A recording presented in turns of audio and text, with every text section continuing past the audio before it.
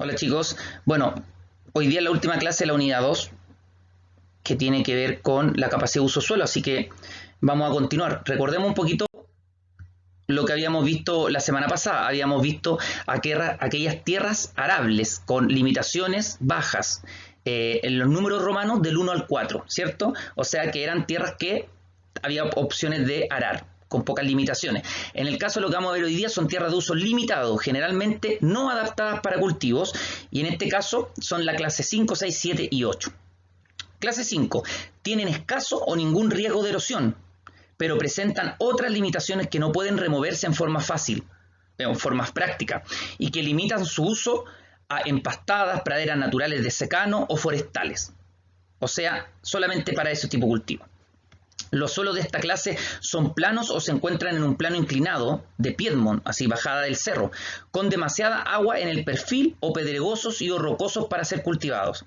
Están condicionados a inundaciones frecuentes y prolongadas o presentan salinidad excesiva.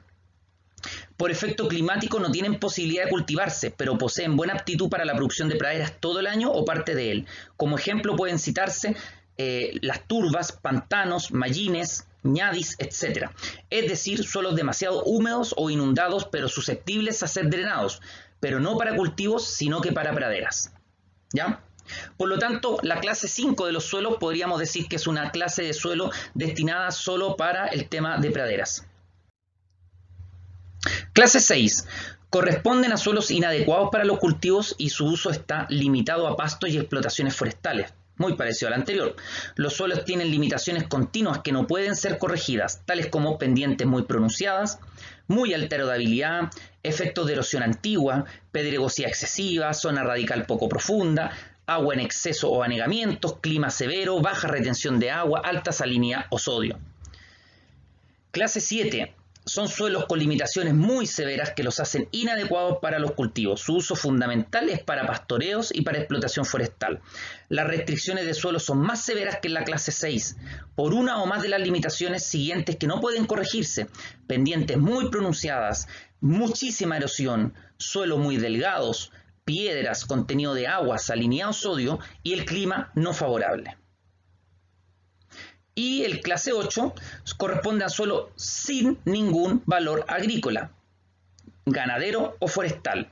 Su uso está limitado solamente para la vida silvestre, recreación o protección de ollas hidrográficas. No quiere decir que sea un mal suelo, quiere decir que no tiene valor comercial para el destinado para lo agrícola, ¿cierto? Veamos entonces, como yo le había dicho, ahí estamos listos con todo lo que son las clases de suelo, del 1 al 8, ¿cierto? Del 1 al 4, con los que son de suelo arable, y del 5 al 8, no arables, sin capacidad de uso agrícola, más que solo pasturas, el 6, 7. 5, 6, 7. Entonces ahora veamos las subclases de capacidad de uso. Dentro de las clases 2 a la 8 se identifican y reconocen el tipo de limitaciones. ¿Por qué de la 2 a la 8?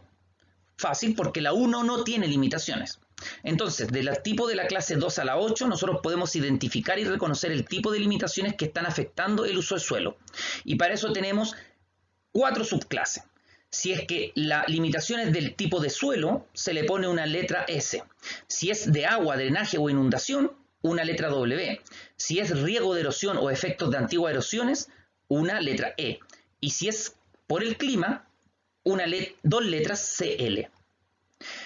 Y las unidades de capacidad de uso, porque recuerden que era clase, subclase y unidades. Y las unidades de capacidad de uso en Chile se utilizan normalmente las siguientes unidades. 0, suelos que presentan una estrata arenosa, gruesa o con muchas gravas que limitan la retención de agua y la penetración de raíces. 1, erosión actual o potencial por agua o viento. 2, drenaje o riego de inundación. 3, subsuelo, sustrato de permeabilidad lenta o muy lenta. 4, clases texturales gruesas o gravas en todo el pedón. 5, clases texturales finas en todo el pedón. 6, salinidad o sodicidad suficiente para constituir una limitación o riego permanente. 7, suficientes fragmentos de roca, superficies para interferir en las labores actuales. 8, hardpan, frangipan o lecho rocoso en la zona de arraigamiento. Y 9, baja fertilidad inherente al suelo. Por ejemplo, demos un ejemplo de tipo de suelo entonces, o de un ejemplo de una unidad cartográfica completa podríamos decir que este suelo tiene una capacidad de uso 4S8. O sea, en el límite de lo arable, con una limitancia de suelo, específicamente con un hard pan, frangipan o lecho rocoso en la zona de arraigamiento. Lo que vamos a ver ahora es la categoría, pero para suelos para regadío. Una categoría de suelos para regadío consiste en una agrupación de los suelos similares con respecto al grado de limitaciones y riesgos en su uso para riego. Ahora no es una clasificación de acuerdo a la que vimos de uso general, sino que esta es para regadío, con sistemas de riego tradicional, surcos, bordes, etc., por cuanto no es válida para sistemas de riego presurizado.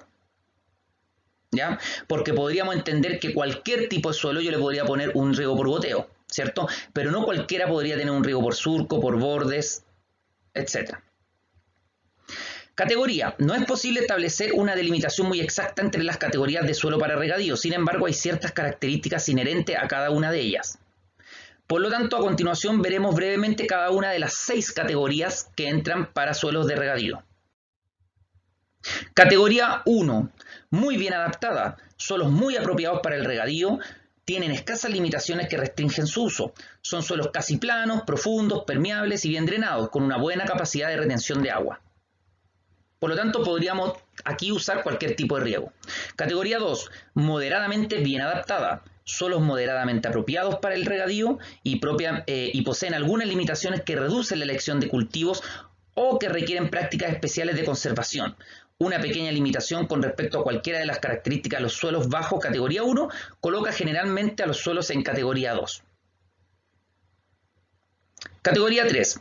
Por ejemplo, en la categoría 2, por ejemplo, una suave pendiente o no tan profundo. No sé, cualquier cosa que nosotros encontremos aquí que no está en su óptimo, ya lo tira al tiro a un suelo categoría 2 para regadío. Categoría 3. Pobremente adaptada. Suelos poco apropiados para el regadío y poseen varias limitaciones que reducen la elección de los cultivos y requieren de prácticas de conservación. Muy posiblemente suelos que podamos ser para secano, ¿cierto?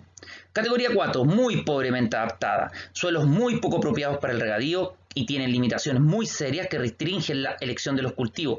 Requieren un manejo muy cuidadoso y prácticas especiales de conservación.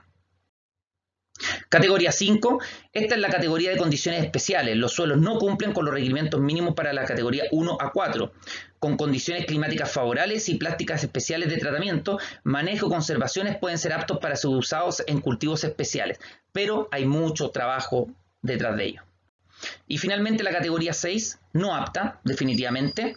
Estos suelos no son apropiados para el regadío y corresponden a aquellos que no cumplen con los requerimientos mínimos para ser incluidos en las categorías de la 1 a la 5. Chicos, con esto terminamos la unidad 2. Se nos viene una unidad bastante interesante que tiene que ver con la fertilidad, así que mucho ánimo y ganas de seguir. Nos estamos viendo.